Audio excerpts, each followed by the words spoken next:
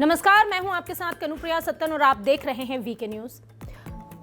उमा भारती एक ऐसा चेहरा जिन्होंने राम मंदिर निर्माण को लेकर काफी मशक्कत की, इस आंदोलन से जुड़ी थी और जब तक राम मंदिर नहीं बन गया पूरे समय उमा भारती का मन प्रभु राम में ही रमा था।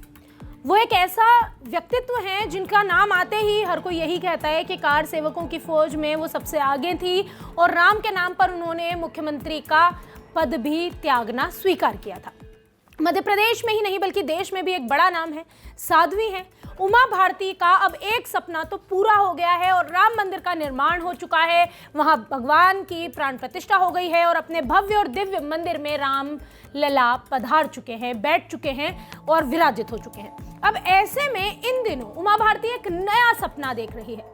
उमा भारती अब एक नए आंदोलन से जुड़ने जा रही है और उन्होंने इस आंदोलन पर यह भी कहा है कि उन्हें पूरा विश्वास है कि जिस तरह प्रधानमंत्री नरेंद्र मोदी ने उनका अयोध्या में राम मंदिर का सपना पूरा किया, उसी तरह ये सपना भी पूरा करेंगे। अब हम आपको बता दें कि वो सपना क्या है। दरअसल लंबे समय से गंगा की अविरल धारा को लेकर, अखंड धारा को लेकर उमा भारती जो है वो आंदोलन का प्रयास कर रही थी। अब उन्होंने कहा कि जब उनका एक सपना पूरा हो गया है तो वो अपना बाकी जीवन गंगा माता की धारा को अविरल करने में ही अपना समय बिताएंगी और इसी उद्देश्य से अब वो जुड़ेंगी। इस पूरे मामले में उन्होंने पत्रकारों से भी बातचीत की। उमा भारती ने कहा कि कई अड़चनें आई रामलला की प्रतिष्ठा में, लेकिन प्राण प्रतिष्ठा में, लेकिन प्रधानमंत्री नरेंद्र मोदी और गृह मंत्री अमित शाह, इतना ही नहीं योगी आदित्यनाथ का भी नाम लिया उमा भारती ने और ये कहा कि इन तीनों ने मिलकर हर अड़चन को दूर किया और बहुत ही भव्य तरीके से भगवान श्री राम लला की प्राण प्रतिष्ठा कार्यक्रम संपन्न हुआ। अब इस समय जो एक सपना देख रही हैं उमा भारती वो ये है कि वो चाहती हैं कि गंगा मैया की जो धारा है वो अविरल बहे। आपको बता दें कि कुंभ और माघ मेले की जो व्यवस्थाएं होती है वो 4-4 महीनों की होती है, जिसे अखंड धारा के रूप में ये बहाना चाहती हैं और ये चाहती हैं कि हमेशा, पहले भी गंगा की स्वच्छता को लेकर भी उमा भारती ने जो है वो कदम उठाए थे, उन्होंने इसकी मांग की थी और प्रधानमंत्री नरेंद्र मोदी ने खुद गंगा की स्वच्छता, गंगा मैया की स्वच्छता के लिए वहाँ के लोगों से अपील भी की थी। अब इसके बाद उमा भारती ने कहा, उन्होंने इस दौरान नितिन गडकरी का भी जिक्र किया।